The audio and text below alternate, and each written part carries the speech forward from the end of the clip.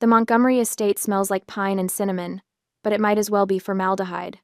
I stand in the center of the living room, my fingers gripping a cream-colored gift box wrapped in silk ribbon, and I can't stop staring at what's inside.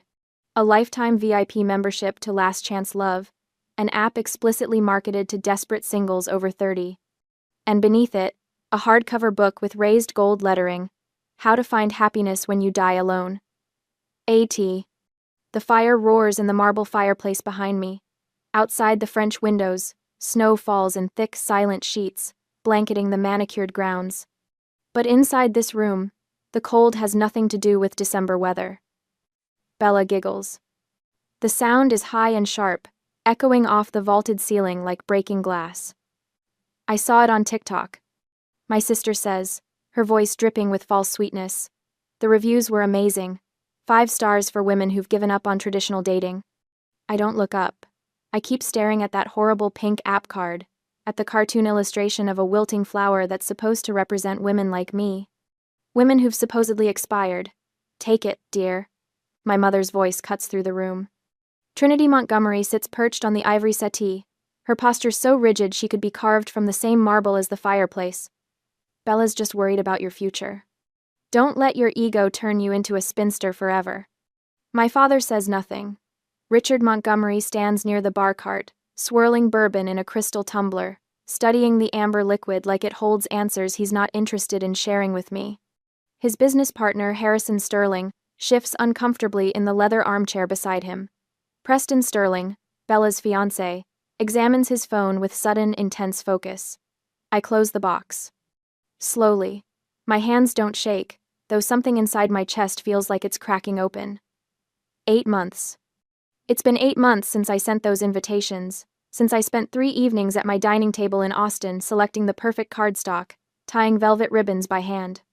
300-gram weight, the kind that whispers quality when you hold it. Nate had watched me from the doorway, his arms crossed, his expression careful. "Are you sure you don't need to call them?" he'd asked. I'd smoothed another ribbon, my fingers working the silk into a perfect bow. They're my parents. They wouldn't miss this. The memory sits in my throat like a stone. I delayed the ceremony for 30 minutes, staring at those 2 empty chairs in the front row, reserved for Dad, reserved for Mom. The signs I'd painted myself on small wooden plaques, decorated with wildflowers because my mother had once mentioned she liked daisies. That was 7 years ago, but I remember. I remember everything they forgot. Well? Bella leans forward on the sofa, her blonde hair cascading over one shoulder in a calculated tumble. Her engagement ring catches the firelight, a 3-carat diamond that cost more than my entire wedding. Aren't you going to say thank you? The words stick in my throat. Part of me wants to scream. Part of me wants to run out those massive oak doors like I've done so many times before, drive back to the airport, fly home to Austin where Nate is probably heating up leftover Thai food and wondering if I'm okay. But I'm so tired of running. Harrison Sterling clears his throat. "Perhaps we should move on to dinner," he suggests, his voice carefully neutral. "I believe the caterers have everything ready in the dining room." Bella's smirk widens. She knows she's won this round. She always does. Except this time, something inside me doesn't break. It snaps. Not my heart, which has been breaking in this house since I was old enough to understand that some children are treasured and others are tolerated. No. What snaps is something harder. The chains I've been dragging around for 29 years. The ones labeled good daughter and second best, and maybe if you try harder. I look up. My eyes meet Bella's, and I watch her triumphant expression falter just slightly. There's something in my face she doesn't recognize. Something cold and clean and final. "Thank you, Bella," I say. My voice comes out smooth, almost pleasant. "I'll keep this very carefully." I tuck the box under my arm, holding it against my ribs like evidence, because that's exactly what it is. Trinity frowns. "Caroline, don't be dramatic. It's just a thoughtful gift." "Oh, I know." I smile. The expression feels strange on my face, like I'm wearing someone else's mouth. It's very thoughtful, very valuable. Richard finally looks at me, his gray eyebrows drawing together. "Caroline." It's a warning, the same tone he used when I was 16 and suggested that maybe, just maybe, Bella shouldn't get a BMW for her first car, when I'd received a 10-year-old Honda. The tone that means, don't make a scene, don't embarrass us, don't exist too loudly in spaces meant for your sister to shine. I hold his gaze. Yes, Dad? He opens his mouth, closes it, turns back to his bourbon. Preston Sterling stands abruptly, shoving his phone into his jacket pocket. I need some air, he mutters, and walks toward the French doors leading to the terrace. Bella's smile finally cracks. Preston, it's freezing out there. Preston hesitates at the terrace doors, the cold air blowing in, before turning back with a resigned sigh to join the procession to the dining room. But he's already gone, and I understand something in that moment. He's uncomfortable. He should be. Any decent person would be. Shall we? Harrison gestures toward the dining room, his discomfort palpable in the tight set of his shoulders. The dining room chandelier throws diamond patterns across the white linen tablecloth. Trinity taps her spoon against her crystal water glass, the sound cutting through the murmur of polite conversation like a blade. Before we begin, my mother announces, her voice pitched for an audience, I want to toast this very special season, the year of the bride. I watch Bella straighten in her chair, her practiced smile blooming across her face like she's been waiting for this cue her entire life. My youngest daughter, Trinity continues, gesturing toward Bella with her wine glass, will be married this February in what I can only describe as a modern royal event, 300 guests. The ballroom at the Four Seasons, a dress that took 6 months to design. Preston shifts beside Bella, his jaw tight. Harrison Sterling studies his salad fork with the intensity of an archaeologist examining an artifact. Bella has always known how to do things properly, Trinity says, and the word properly lands on my skin like a slap. With grace. With consideration for family. My father lifts his bourbon in agreement. He hasn't looked at me since we sat down. I cut into my filet mignon. The knife slides through the meat with barely any resistance, but my hand feels welded to the handle. Trinity sets down her glass with a delicate click. Her gaze swings toward me, and I recognize the glint in her eyes. She's about to perform. Bella is settled, she says, her tone dripping with manufactured concern. But what about you, Caroline? You're approaching 30. You can't plan to live with plants forever, can you? The table goes quiet. Even the catering staff, refilling water glasses near the sideboard, seem to freeze mid-pour. When is it your turn? Trinity asks. The question hangs in the air like smoke. I feel Preston's eyes flick toward me, then away. Harrison clears his throat but says nothing. Bella leans forward slightly, her expression arranged into something that might pass for sisterly interest if you didn't know her, but I do know her. I see the anticipation in the way her fingers curl around her wine stem. She's waiting for me to crumble, to stammer, to make some excuse about focusing on my career or not having met the right person yet. I set down my silverware. The clink of metal on porcelain sounds louder than it should. I'm not single, Mother. The words come out calm, steady, like I'm commenting on the weather. Trinity blinks. Excuse me? I've been married for 8 months. My mother's face goes through 3 distinct expressions in the span of 2 seconds. Confusion, disbelief, rage, liar. The word explodes out of her mouth before she can stop it. Her hand slams down on the table, rattling the silverware. Why would no one know about this? You secretly eloped in Vegas, didn't you? Is that why you've been so distant? I didn't elope in Vegas. Bella's face has gone pale, but she recovers fast. She always does. Are you making up stories to ruin my engagement party? Her voice cracks perfectly, hitting that sweet spot between wounded and incredulous. You've always been jealous of me, Caroline, but this is pathetic even for you. She turns to Preston, her hand finding his arm. Can you believe this? But Preston is looking at me, his attorney's brain clearly running calculations I can't quite read. I sent invitations, I say. My voice hasn't changed pitch. I sound almost bored, which is strange because my heart is hammering against my ribs like it's trying to escape. Via FedEx overnight, in February. My father's glass hits the table hard enough that bourbon sloshes over the rim. If you sent invitations and didn't get a reply, why didn't you call? His face is flushed, the vein in his temple pulsing. You did this on purpose, didn't you? To embarrass this family in front of the Sterlings? And there it is.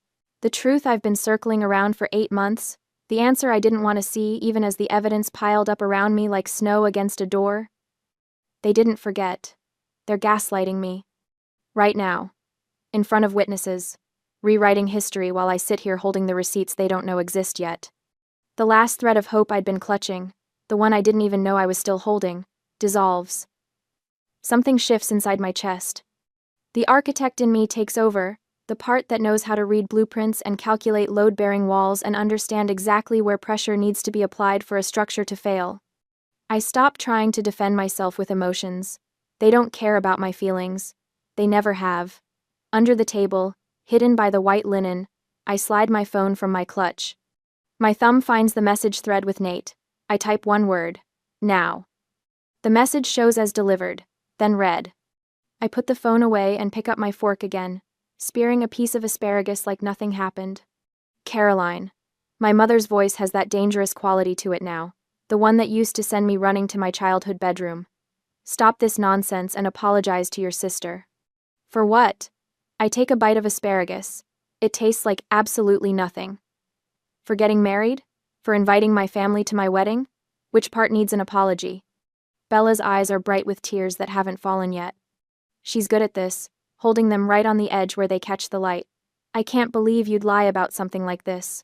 On Christmas Eve. Christmas Eve. I'm not lying. Then prove it, my father snaps. I meet his eyes across the table. Okay. Harrison Sterling shifts in his seat, clearly wishing he was anywhere else. Preston has gone very still beside Bella, his lawyer instincts finally catching up to whatever his gut has been telling him.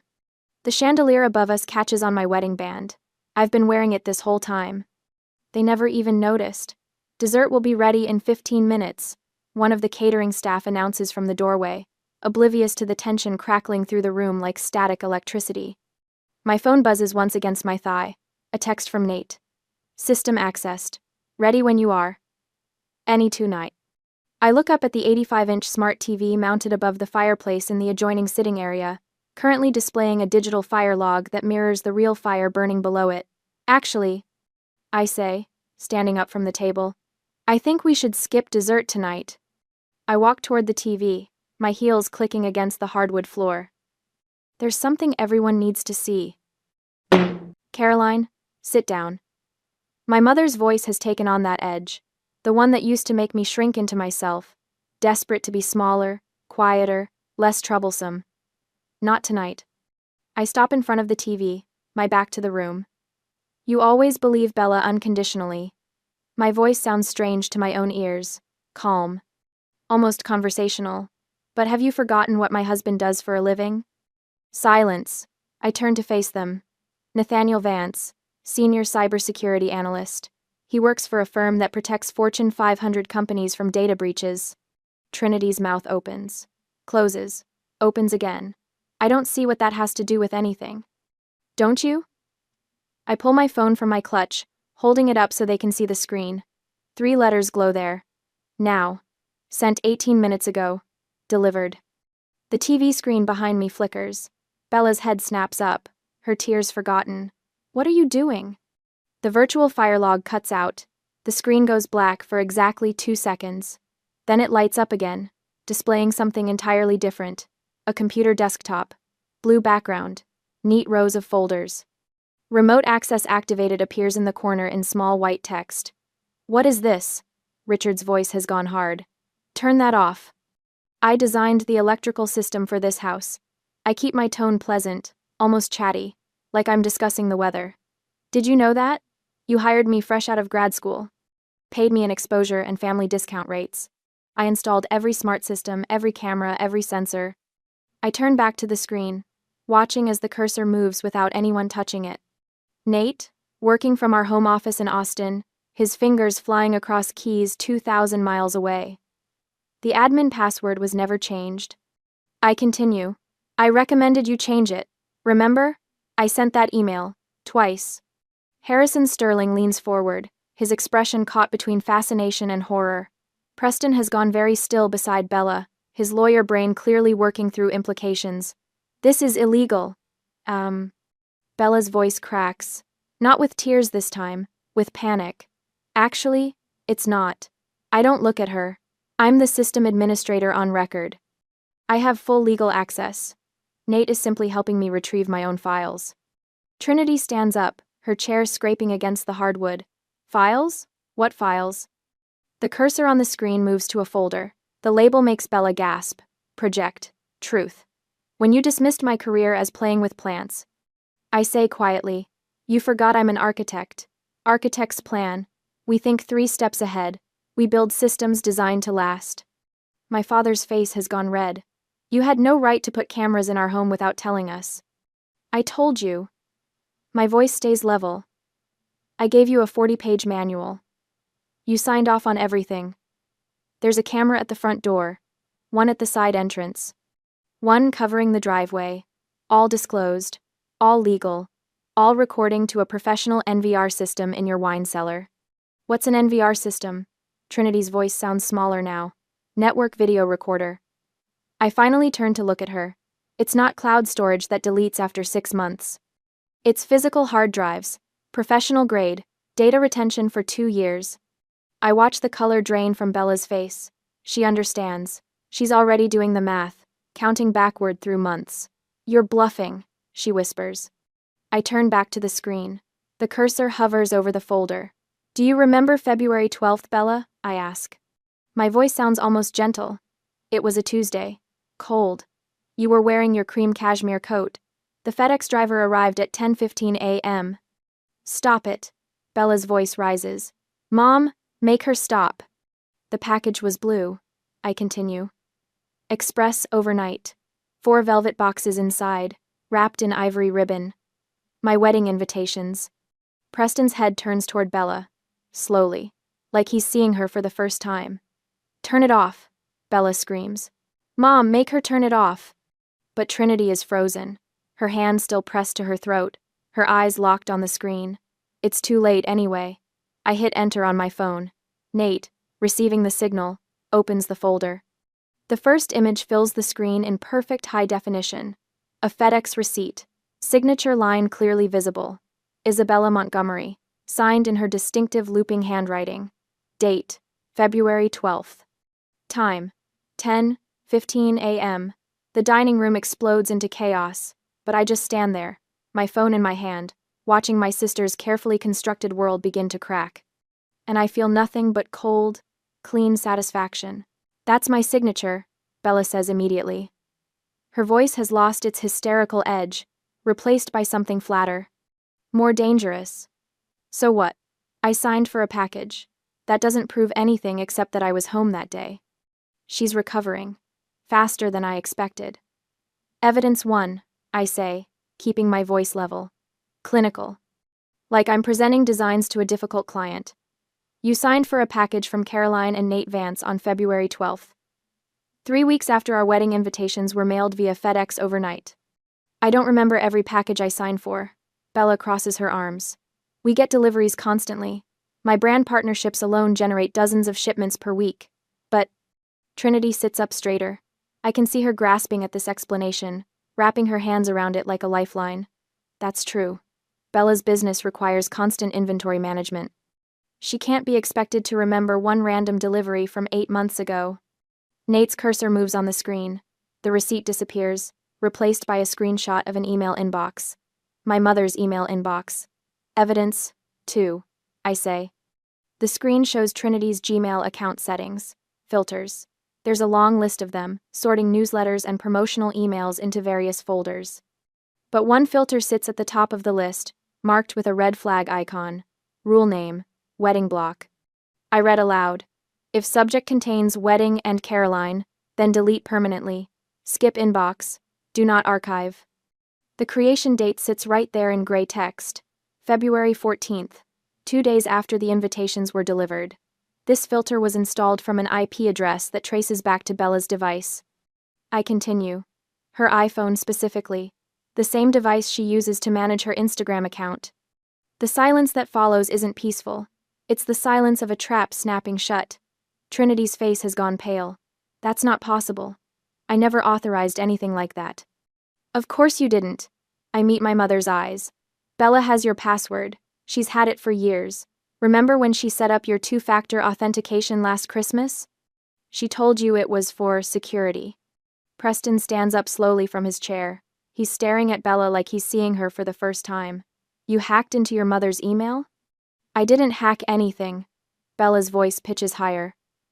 I have access, because Mom asked me to help manage her correspondence. She gets overwhelmed by all the emails. I manage philanthropic contacts, Trinity says weakly. Charity board communications. Bella helps me organize them. By deleting emails about your daughter's wedding?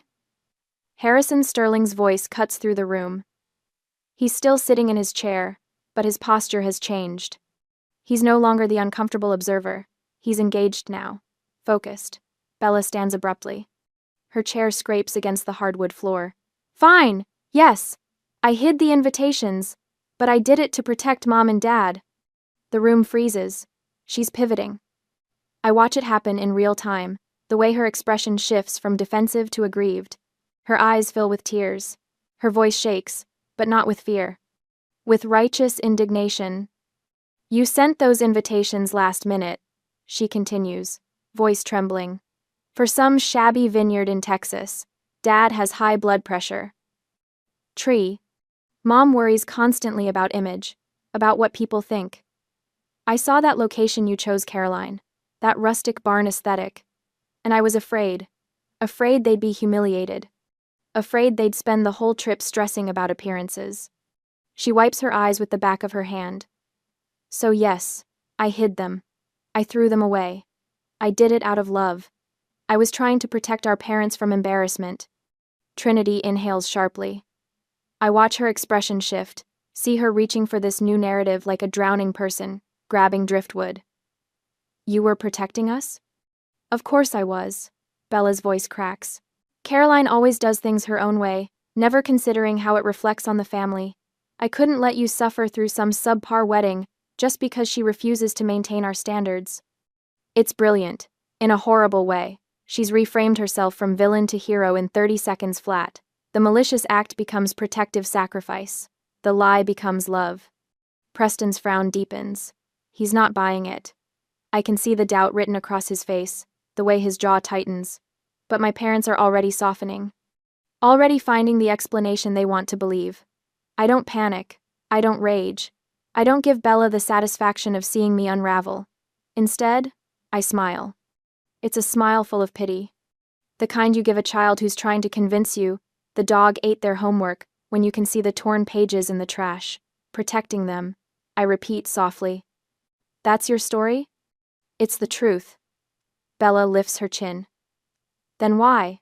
I say, each word deliberate. Did you throw the invitations in the recycling bin instead of hiding them in a drawer? Bella blinks. What? If you were protecting Mom and Dad, if you were worried about their feelings, you would have hidden the invitations somewhere safe. Somewhere you could retrieve them later if needed. You would have preserved them carefully, just in case your plan went wrong. I gesture to the screen where Nate has already queued the next file. But you didn't do that. Did you? Preston turns to look at Bella. Really look at her. Did you? I was upset, Bella says quickly. I wasn't thinking clearly. That's interesting, I say, because the video footage suggests you were thinking very clearly. I nod to the screen. Nate clicks play. The video quality is stunning. Crystal clear footage from the front door camera, the one mounted above the entrance with a perfect view of the porch and driveway. The timestamp reads, February 12th, 10:14 a.m. The FedEx truck pulls into frame. The driver climbs out, carrying a blue package. He rings the doorbell. Bella appears 30 seconds later. She's wearing yoga pants and a cropped hoodie, her hair in a high ponytail. She smiles at the driver, signs the tablet, accepts the package. The driver leaves. Bella looks down at the package. I watch her read the return address label. Caroline and Nate Vance. Her expression changes. The smile vanishes. Something cold and sharp takes its place. She doesn't look worried. She doesn't look protective. She looks furious. Bella glances around, checking if anyone's watching. Then she walks to the side of the house where the recycling bins sit behind a decorative lattice screen. She doesn't hesitate, doesn't pause, doesn't open the package to check the contents. She just hurls it into the bin like she's throwing out garbage. The 4 velvet boxes I'd wrapped so carefully probably crushed on impact. The invitations I'd lettered by hand likely bent and creased. She doesn't look back, just wipes her hands on her pants and walks inside. The video ends. The dining room stays silent. Even the fire in the hearth seems to hold its breath. Preston's face has gone blank. Carefully, deliberately blank. The expression of someone watching their entire future collapse. There's your protection, I say quietly. There's your love. The dining room holds its breath. I watch Preston's face cycle through expressions too fast to name. Confusion, realization, disgust. He stands so abruptly his chair scrapes against the hardwood floor, the sound sharp enough to make my mother flinch. You threw your sister's wedding invitations in the trash? His voice is quiet, which somehow makes it worse. Because you were afraid of sharing the spotlight? Bella reaches for his arm. Preston, I can explain. He jerks away from her touch. You gave her a book about dying alone when you knew she was married? He's staring at Bella like he's seeing her for the first time. Maybe he is. I cannot marry a monster. The word hangs in the air. Monster. Bella's face crumples. You don't understand, she's always... But Preston is already moving. He pulls the engagement ring off her finger with such force I'm surprised the band doesn't bend. The 3-carat diamond catches the chandelier light one last time before he places it on the table with a deliberate click that echoes like a gunshot.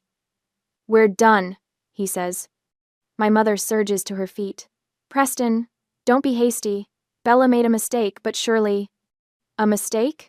Preston's laugh is harsh. Mrs. Montgomery, your daughter committed mail tampering. She sabotaged her own sister's wedding. She lied to my face for 8 months. He shakes his head. I wanted to marry into a family with integrity. Clearly, I was mistaken about what I'd find here. Harrison Sterling rises beside his son, his expression carved from granite. He turns to my father, who hasn't moved from his seat, whose face has gone the color of old newspaper. Richard. Harrison's voice carries the weight of 40 years in business. I've always believed that a man who cannot manage his household cannot manage a business. My father's bourbon glass pauses halfway to his mouth. Your daughter is deceitful. Harrison gestures toward Bella. Your wife enables her. He looks at my mother, whose mouth opens and closes soundlessly. And you are irresponsible. His gaze settles back on my father. The merger project next month? Consider it cancelled. Sterling Group will not do business with the Montgomery family. The words land like physical blows. I watch my father's face drain of what little color remained. That merger was supposed to be his crowning achievement, the deal that would cement his legacy. $50 million in contracts. A partnership that would have doubled his company's reach. Gone. Harrison, please. My father finally finds his voice. We can discuss this privately. Surely. There's nothing to discuss. Harrison places his hand on Preston's shoulder. We're leaving. Bella explodes from her chair. This is your fault. She whirls on me, her face twisted with rage. You ruined everything. I'll destroy you. I'll tell everyone what you did, how you manipulated. No. The word comes out soft, but it stops her mid-sentence. I stand slowly, smoothing my dress. You won't. Watch me. Bella's voice climbs toward hysteria. I have 2 million followers. I know Massachusetts law prohibits secret audio recording. I keep my voice level, conversational. So the video of tonight's dinner stays private. I won't publish it. Bella's expression shifts toward triumph, thinking she's found an escape route. However, I pause, letting the words settle. The CCTV footage of you dumping that FedEx package? That's evidence of federal mail tampering. Title 18. United States Code. Section 1708. Up to 5 years in federal prison. The color drains from Bella's face. If you dare speak one lie about me on social media, that video and a lawsuit go straight to the police and your brand sponsors. I tilt my head, studying her. I wonder how Dior and Cartier will feel about their ambassador being investigated for federal crimes. Bella collapses back into her chair. The sound that comes out of her isn't quite a sob, isn't quite a scream. It's the sound of someone's carefully constructed world imploding. My mother sits frozen, her hands clutched in her lap. My father stares at the table like the wood grain holds answers. I reach for the cream-colored gift box, The one containing that horrible app membership and that cruel book that I put on the table. I pick it up with both hands and walk around the table. Bella flinches when I approach, like I might hit her. I place the box directly in front of her, right next to Preston's abandoned engagement ring. Keep it, I say. You need it more than I do now. The words taste like freedom. I turn toward the door. Harrison and Preston are already in the foyer, collecting their coats. As I pass Harrison, he gives me a single nod. Respect, maybe. Or approval. It doesn't matter which. Behind me, I hear my mother's voice, thin and desperate. Caroline, wait. We can fix this. We can, But I'm already walking. Through the foyer, past the marble staircase where Bella and I posed for Christmas photos as children, through the massive oak doors that close behind me with a final, definitive thud. The December air hits my face like cold water. Clean, sharp, real. My Uber is waiting at the bottom of the circular drive, exhaust puffing white in the freezing air. I climb into the back seat, and the driver glances at me in the rearview mirror. Logan Airport, I confirm. As we pull away, I allow myself one look back at the Montgomery estate. Every window blazes with light, but from here, it looks empty. A beautiful shell with nothing living inside. I pull out my phone and video call Nate. His face fills the screen, and the knot in my chest finally begins to unwind. His hair is messy, like he's been running his hands through it. His eyes search mine. Is it done? He asks. It's done. Mom's heating up soup for you. His smile is soft, warm, everything that house wasn't. Let's go home. Home. Not the place I was born, but the place where I'm loved. Yeah, I say, and my voice only shakes a little. Let's go home. 3 days later, I'm unpacking groceries in our Austin kitchen when the FedEx truck pulls up. Through the window, I watch the driver jog to the porch, scan a package, jog back. The box sits there on the welcome mat, square and flat. I know what it is before I open it. I can practically smell my father's desperation through the cardboard. Inside, a check. $50,000. The number seems obscene, written in my father's careful architect's print. The note is brief, typed on his business letterhead like this is just another transaction. I'm sorry. Please stay silent about the contract. I stand there in my kitchen, holding $50,000, and I think about the girl who would have cashed this check, the one who showed up on Christmas Eve still hoping, the one who saved their chairs at her wedding. She's gone. I tear the check in half, then quarters, then confetti. My phone is already in my hand. I arrange the pieces on the granite counter, photograph them, open the family group chat. 3 people. Mom, Dad, Bella. I type, I don't sell my silence. I'm gifting it to you for free, as a parting gift. Do not contact me again. My thumb hovers over the send button for maybe 3 seconds. Then I press it. The message shows delivered. Then read. Someone starts typing. Stops. Starts again. I don't wait to see what they'll say. I scroll to the top of the chat, tap the settings icon, and find the words I've been looking for. Leave group. Are you sure? I've never been more sure of anything. Leave. New Year's Eve arrives wrapped in Seattle rain and the smell of Meredith's famous pot roast. Nate's family crowds into their living room, laughing, arguing about what movie to watch before the countdown. His sister steals the remote. His nephew spills grape juice on the carpet. His mother hugs me tight, and I feel the weight of the sapphire brooch on her coat pressing against my shoulder. Real. Solid. An actual heirloom passed down with love instead of obligation. Come on, Nate says, taking my hand. Let's get some air before the fireworks. We step onto the back porch. The Space Needle glows in the distance, and the city hums with celebration. Nate wraps his arm around my waist, and I lean into him, breathing in rain and cedar and freedom. Any regrets? He asks quietly. I think about the empty chairs, the hidden invitations, the cruel gift, the check torn into pieces. Not one. The first firework explodes overhead, gold sparks against black sky. Nate's family cheers from inside, and through the window I can see them raising glasses, pulling each other into hugs. I'm not the Montgomery daughter anymore.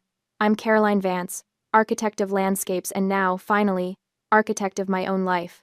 I cleared the weeds. I burned out the rot. And here, in this garden I chose, something real is growing.